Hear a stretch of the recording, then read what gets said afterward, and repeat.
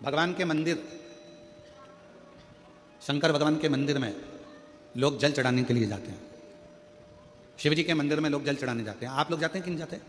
जम के तो बोलो, जाते हो, ठीक है।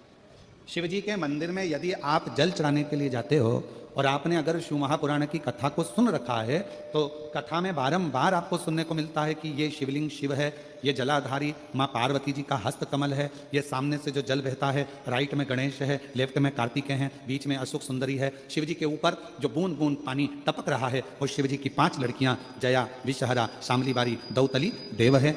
ये सारा पूरा की पूरा स्थान शिव जी के सामने से, जहां से जल बहकर जमीन पर आकर नीचे जाता है, वहां पर 33 कोटि देवता विराजमान हैं। शिव जी की पिंडी पे से जल गिरकर जब नीचे की ओर आता है और जो मोटे भाग से जल नीचे आता है, वहां पर सारी 64 योगिनियां हैं, सारी देवियां विराजमान हैं। अब जो समझ गया वो शिव मंदिर में जाकर ना गणेश जी को ढूंढता है, ना कार्तिकेय को ढूंढता है, ना पार्वती को ढूंढता है। ढूंढेगा क्या? जम के बोलो जरा। ना वो कार्तिकेय को ढूंढ रहा है, ना वो श्री गणेश जी को ढूंढ रहा है, ना वो पार्वती को ढूंढ रहा है।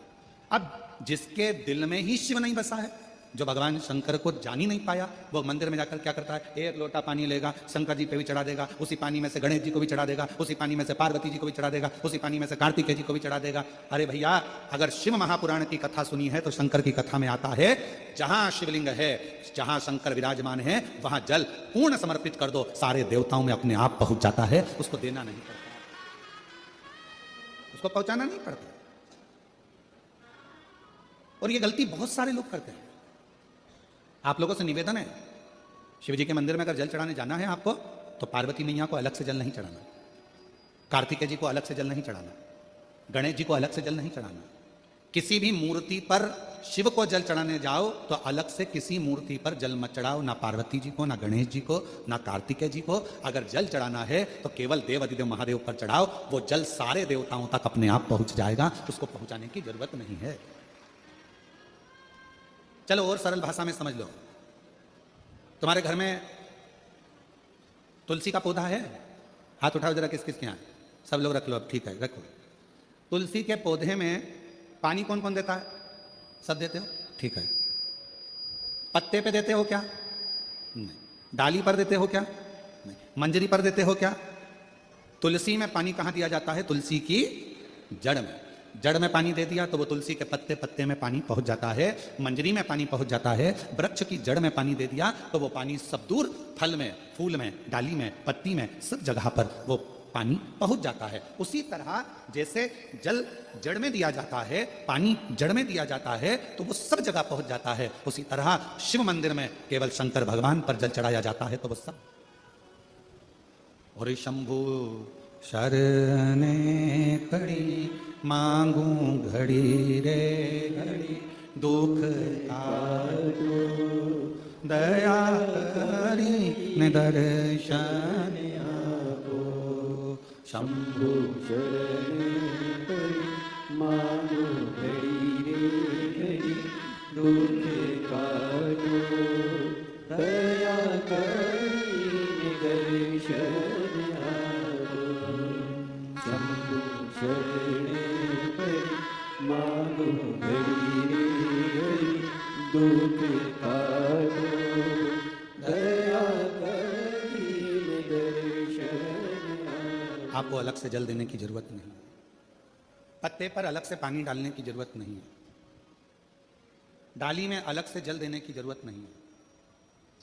केवल जड़ में पानी दीजिए, फूल में, पत्ती में, फल में, सब जगह पर वो पानी पहुंच जाता है। उसी तरह अगर जल देना है तो शंकर जी के मंदिर में कभी भी जाओ, ना पार्वती जी को पानी चढ़ाना, ना गणेश जी को पानी चढ़ाना, ना कार्तिकेय जी को पानी चढ़ाना। अगर लोटा भर के जल चढ़ाना है तो किस पे?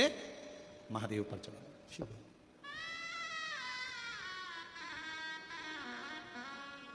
गलती तो नहीं करोगे? बोलो तो जम के। कहां जल चढ़ाओगे? शिव जी। अब कई लोग पार्वती जी कपड़े पहनी है, वस्त्र पहनी है, तो भी पानी चढ़ा के चले जाते हैं। गणेश जी वस्त्र पहने हैं तो भी लोग पानी चढ़ा के चले जाते हैं। कार्तिकेय जी वस्त्र पहने हैं तो भी लोग पानी चढ़ा देते हैं। ये ठीक नहीं। शिव महापुराण में सीधी सीधी बात करी है, सारी समस्या का हल 1 लोटा जल। अब जल कितना लेकर गई हो मंदिर के लिए? जम के बोलो, 1 लोटा। अब सियोर वाला महाराज कह रहा है कि एक लोटा जल सारी समस्या का हल। तुम जल चढ़ाते चढ़ाते इतने दिन हो गए, तुम्हारी समस्या का हल क्यों नहीं हुआ? क्यों? क्योंकि तुम पूरा एक लोटा जल शिव जी को दे ही नहीं पा रही हो। आधा जल इधर चढ़ा दूं, आधा उधर चढ़ा दूं, आधा उधर चढ़ा दूं, आधा इधर चढ़ा दूं, तो तुम्हारा तो कहावत ही आदि हो गई कि आधा लोटा जल, तुम्हारी तो कहावत ही आदि हो गई। पूरा एक लोटा चढ़ा? अरे बोलो तो जम के, नहीं चढ़ा, नहीं चढ़ा। इधर पार्वती जी को चढ़ा दिया, गणेश जी को चढ़ा दिया, कार्तिकेय को चढ़ा दिया, और फिर शिव जी को जल चढ़ा रही है, या शंकर जी को चढ़ाने के बाद थोड़ा सा बचा कर इधर भी चढ़ा दूं, उधर भी चढ़ा दूं, उधर भी चढ़ा दूं, मन में रख लिया बचा कर। पशुपति व्रत की महत्वता में स्वयं शिव महापुराण में पाशुपत्य अस्त्र, पाशुपत व्रत और पाशुपत योग, 3 चीजों में पशुपति व्रत की महत्वता में यहां तक कहा है कि तुम पशुपति व्रत के लिए अगर कोई मीठा बना रही हो, प्रसाद बना रही हो, तो वो प्रसाद जितना बनाया है वो पूरा की पूरा लेकर मंदिर जाना पड़ता है। बोलो सही है कि गलत है? कढ़ैया में, भगोनी में जितना प्रसाद, हलवा बनाया, खीर बनाई, जितनी बनाई है सब लेकर जाओ, छोड़कर नहीं जा सकते। अगर आधा प्रसाद कढ़ैया में छोड़ दिया और आधा लेकर गए हो तो प्रसाद के 2 हिस्से हो गए, भगवान पशुपति व्रत को स्वीकार नहीं करेगा, वो स्वीकार नहीं।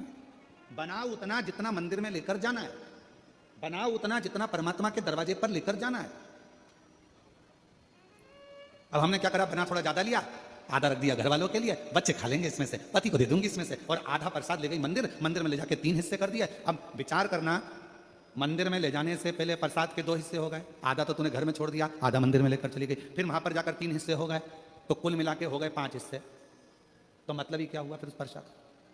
और फिर क्या करिए, मैंने 4 बार पशुपति व्रत करा गुरुजी, पर ना जाने क्या ऐसा योग बना कि भगवान मेरी सुनता ही नहीं है, भगवान मेरी सुनता ही नहीं। कैसे नहीं सुने?